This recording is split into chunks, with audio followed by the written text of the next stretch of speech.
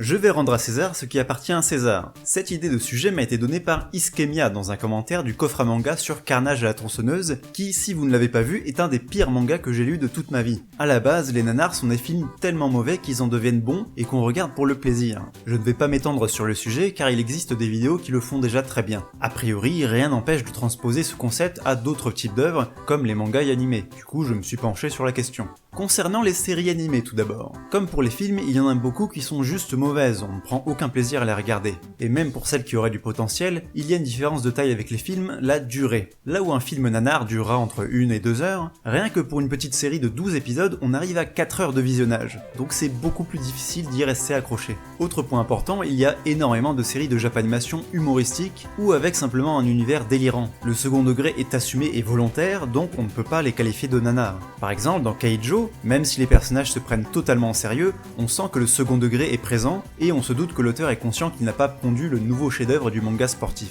Ou encore dans JoJo's Bizarre Adventure, et je vais finir par recevoir des menaces de mort à force de parler de ces séries comme ça. Le ton est plutôt sombre et les personnages sont constamment en train de mettre leur vie en jeu, mais en même temps ils se retrouvent dans des situations complètement absurdes, comme se battre contre un rat avec un putain de fusil de sniper. Mais comme ça fait partie de l'ambiance du manga et de l'anime, et que les autres aspects de cette œuvre sont plutôt réussis, on ne peut pas parler de nanar. Autre situation, même des séries qui ont des défauts évidents ont une fanbase qui les regarde parce qu'ils les aiment et non pas pour leur côté raté. À ce titre, je pourrais citer Elfen Lied, animé autant adoré que détesté, mais qui a su conquérir un public très fidèle qui a été touché par son style particulier. Ou encore Another, une série censée être horrifique mais dont les morts ultra violentes déclenchent plus de rire que de peur, avec un scénario très souvent critiqué. Malgré ça, cet animé a une réalisation plus que correcte et certaines scènes et ambiances fonctionnent vraiment bien. Du coup, pour ce type d'animé, on ne peut pas parler non plus de nanar.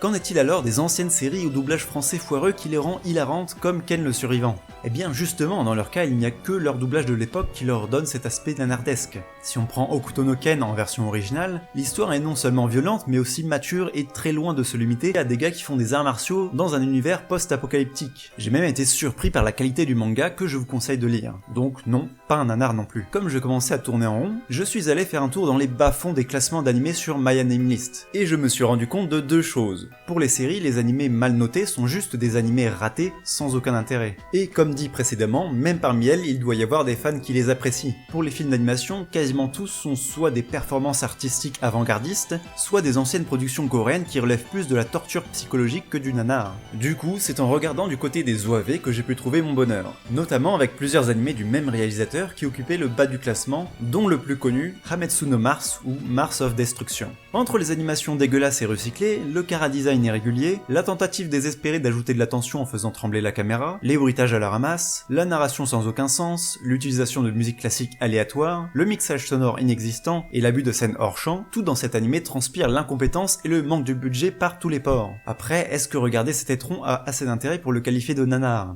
Pas sûr. À l'inverse des séries qui sont trop longues, un seul épisode de 20 minutes c'est trop court pour installer une ambiance nanardesque à laquelle on pourrait accrocher. Une fois qu'on l'a vu pour se rendre à quel point c'est mauvais, eh ben on n'a plus aucun intérêt à le revoir. Recontextualisons un peu. Cette OAV est en fait composée des cinématiques du jeu vidéo Hametsu no Mars, sorti sur PS2 en 2005 et dont la qualité du gameplay est à l'image de ses vidéos. C'était un jeu développé par ID Factory qui a aussi bossé sur Hyperdimension Neptunia pour vous donner une idée. À la réalisation, on trouve Yoshiteru Sato, spécialisé dans l'adaptation animée pourrie des jeux de ce studio de développement, et parfois surnommé l'Ed Wood de la Japanimation, en référence au mythique réalisateur américain de mauvais films. Et je ne sais pas comment Yoshiteru a fait, mais il a réussi à avoir les voix de Minori Chihara et Kaori Nazuka, deux seiyuu très populaires aujourd'hui. Bon après, elles étaient peut-être pas aussi connues à l'époque. En bref, ce réalisateur a fait du travail bâclé, certes, mais il n'a jamais eu l'ambition de réaliser une série entière, et le manque de capital sympathie de ses œuvres m'empêche de les considérer comme des nanars. En termes de long métrage de Japanimation, je n'ai pas entendu parler d'un en particulier qui serait connu et qu'on pourrait considérer comme un nanar. J'ai bien trouvé deux candidats, mais... Le premier c'est Gyo Tokyo Fish Attack, adaptant un manga de Junji Ito. En gros, c'est un animé d'horreur dans lequel le Japon se fait envahir par des poissons avec des pattes mécaniques. Vu la débilité du concept, on pourrait penser que ça ferait un parfait film de série B, mais force est de constater que le sujet est traité avec beaucoup de sérieux, malgré les touches délirantes propres à la culture japonaise et au style de Junji Ito. Au final, on passe plus de temps à avoir envie de vomir qu'à rire ou même à avoir peur. Un peu comme si c'était un mélange morbide entre Sharknado et The Human Centipede.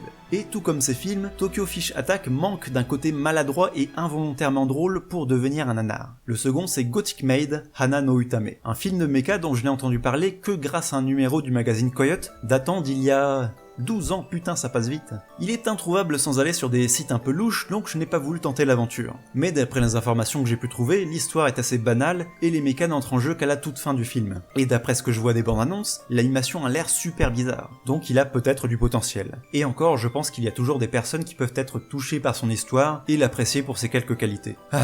Dur de trouver une œuvre sur laquelle s'accorder objectivement à la qualifier de nanar. Je suppose qu'il doit en exister dans les méandres des animés inconnus. D'ailleurs, si vous avez des idées, je vous invite à en parler dans les commentaires. Passons au manga cette fois, et je pense que la tâche va être encore plus difficile. Si on peut trouver des similitudes ou équivalents entre un film nanar et un animé, c'est beaucoup moins le cas pour le format papier. On perd ainsi les bruitages, l'animation, le jeu des acteurs, le rythme et les musiques qui participent grandement au charme d'un film raté avec brio. Et là on se retrouve avec les mêmes difficultés de qualification que pour les animés, mais en décuplé. Un manga mal dessiné avec une histoire pas intéressante, ce sera juste un mauvais manga. Si malgré ça le manga est drôle, il y a de fortes chances qu'il le soit volontairement, donc qu'il ne soit pas un nanar. Après, parmi la quantité infinitésimale de mangas qui existent, sachant que ceux qui sont publiés chez nous ou qui sont adaptés en animation ne représentent que la partie immergée d'un très gros iceberg, il y en a probablement des méconnus qui correspondent à ces critères. Parmi les trucs les plus obscurs que j'ai dans ma bibliothèque, je pourrais parler d'Alien 9, un ovni en matière de manga qui parle justement d'ovni. Mais sachant que même celui-là a une adaptation animée, je suppose qu'il a trouvé un public qui l'apprécie vraiment. Il y a également Stanley, un manhwa taïwanais en 2 volumes. Et vu les dialogues qui n'ont parfois aucun sens, l'histoire caricaturale au possible, et les scènes fortement inspirées d'autres œuvres pour ne pas dire plagiées, on sent bien que l'auteur a bien aimé le château dans le ciel de Miyazaki, je pense que c'est le meilleur candidat que j'ai à proposer pour la qualification de manga nanar. Même les dessins qui sont plutôt pas mal sentent le cheap, avec la réutilisation constante des cases, et les poses de personnages qui viennent ostensiblement de références copier-coller. Mais alors, qu'en est-il du manga que j'avais abordé en début de vidéo, Carnage à la tronçonneuse? Avec son histoire bancale, sa violence cheap et ses stéréotypes mal utilisés, il semble bien parti pour entrer dans la catégorie nanar. Cependant, je l'en écarte sans hésiter à cause d'un critère rédhibitoire, les mauvaises intentions. Un nanar est censé avoir une certaine forme d'innocence, même si son auteur ressasse une histoire déjà racontée 1000 fois, ou plagie allègrement une autre œuvre, on sent qu'il aime ce qu'il essaye de reproduire et respecte ce matériel. C'est pourquoi un bon nombre de cinéphiles ne considèrent pas les films du réalisateur Uwe Boll comme des nanars, car ce dernier se fout complètement des jeux vidéo qu'il est censé adapter au cinéma, en jouant uniquement sur le nom de leur licence pour attirer le public, et en abusant de l'ancien système de production allemand de films pour financer ses bouses. Et c'est un peu la même chose pour Carnage à la tronçonneuse. En lisant ce manga, on sent que l'auteur n'en a absolument rien à foutre de l'histoire, et que l'éditeur a juste lancé ce one-shot sur le marché en comptant sur sa couverture et son titre ultra putassier pour se vendre. Même les gens qui se contenteraient d'une histoire débile et gore risquent d'être déçus par ce manga, parce que la violence promise par le logo pour public averti au dos du manga est inexistante. On trouve beaucoup plus de sang et de blessures apparentes dans n'importe quel tome de shonen de baston grand public,